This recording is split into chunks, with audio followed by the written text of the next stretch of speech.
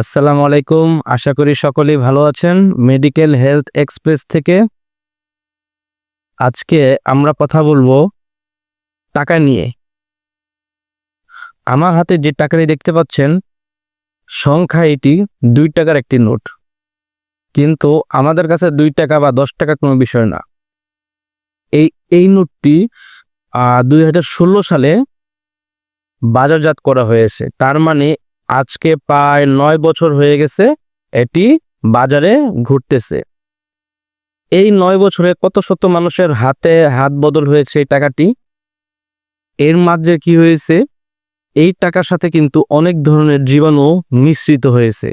একটি সমীক্ষা বা গবেষণায় দেখা গিয়েছে প্রায় একটি টাকার নোটে বা কয়েনে সবথেকে বেশি জীবাণু থাকে এবং যা আমাদের জন্য অনেক ক্ষতিকর।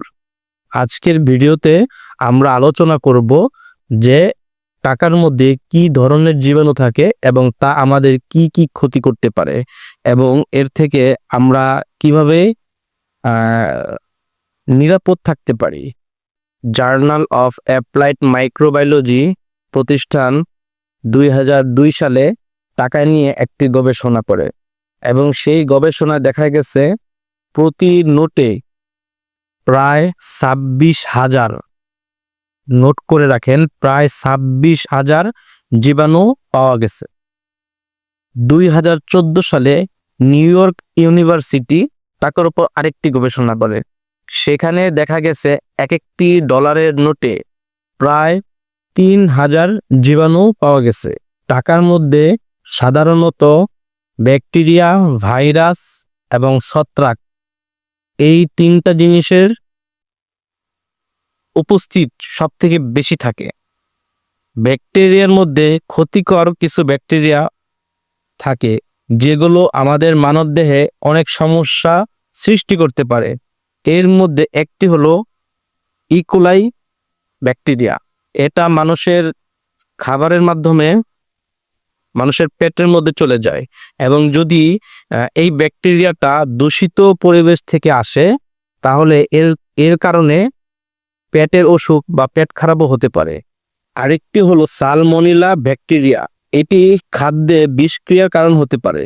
আরেকটি হলো স্টাফিলোকোকাস অরিয়াস ব্যাকটেরিয়া, এটি ত্বকের সংক্রমণ এবং অন্যান্য সমস্যারও কারণ হতে পারে। এই তিনটা আমি বললাম ব্যাকটেরিয়া, আরও অনেক ব্যাকটেরিয়া থাকে, তবে এই তিনটাই সাধারণত মানুষের শরীরের জন্য বেশি হুমকি হয়ে থাকে। এবার আমি বলবো কিছু ভাইরাসের নাম যেগুলো মানবদেহের জন্য খুব ক্ষতিকর হতে পারে। ভাইরাসের মধ্যে প্রথম হলো ইনফ্লুয়েঞ্জা ভাইরাস, তা সাধারণ ফ্লুয়ের কারণ হতে পারে। ২ নম্বর হলো রাইনো ভাইরাস, এটি সাধারণ সর্দি কাশির অন্যতম কারণ। ৩ নম্বর হলো নোরো ভাইরাস, যা ডায়রিয়া ও বমির মতো সমস্যা সৃষ্টি করতে পারে। তারপরে বিভিন্ন ধরনের ছত্রাক থাকতে পারে যা সংবেদনশীল মানুষের শরীরে অ্যালার্জি বা আরো নানান সমস্যার সৃষ্টি করতে পারে।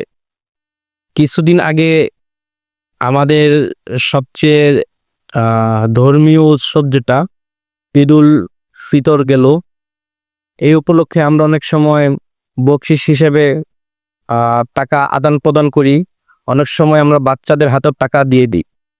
বাচ্চাদের হাতে যদি আপনি টাকা দেন এবং বাচ্চা যখন পরবর্তীতে ওই হাত দিয়ে অন্য কিছু খাবে, তখন কিন্তু ওই টাকার জীবাণুগুলো তার হাতের মাধ্যমে তার পেটে প্রবেশ করবে এবং পরবর্তীতে তারও পেট খারাপ বা বমি বা আরো নানান সমস্যা সৃষ্টি হতে পারে।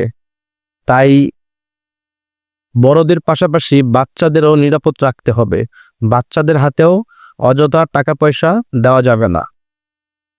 এই টাকার যে জীবাণুগুলো, এইগুলো থেকে বেঁচে থাকতে হলে কিছু প্রক্রিয়া অবলম্বন করতে হবে বা কিছু পদক্ষেপ নিতে হবে। তাহলে এই টাকাগুলোর যে জীবাণু, এই জীবাণু থেকে আমরা যারা বড় মানুষ বা অ্যাডাল্ট, আমরা নিরাপদ থাকতে পারি। তো সেই পদক্ষেপগুলো কি কি, এইগুলো এখন আমি বলবো। নগদ টাকা লেনদেন কমিয়ে যতটা সম্ভব ডিজিটাল লেনদেন করলে আমাদের জন্য সুবিধা হবে। কারণ নগদে লেনদেন করলে তো টাকার সাথে আমাদের হাতের স্পর্শ লাগবেই। আর যখন আমাদের হাতের স্পর্শ লাগে তখন অবশ্যই টাকার রেখে দেওয়ার পর আমাদের হাত ভালো করে সাবান দিয়ে ধুতে হবে অথবা স্যানিটাইজ করতে হবে। আর যতটা সম্ভব নগদ লেনদেন কমিয়ে ডিজিটাল লেনদেনের মাধ্যমে আমাদের লেনদেনগুলো করতে হবে। এবং অবশ্যই খাবার খাওয়ার আগে এবং পরে হাত ধুতে হবে। তাহলে হাতে যদি কোনো ধরনের জীবাণু, ব্যাকটেরিয়া, ভাইরাস, ছত্রাক থাকে সব কিছুই সাবানের মাধ্যমে ধুয়ে যাবে। টাকা এবং টাকার জীবাণু সম্পর্কে আপনাদেরকে কিছু ধারণা দেওয়ার চেষ্টা করলাম। আশা করি সবাই উপকৃত হবেন। সবাই ভালো থাকবেন। ইনশাল্লাহ পরবর্তীতে অন্য কোনো ভিডিও নিয়ে কথা হবে।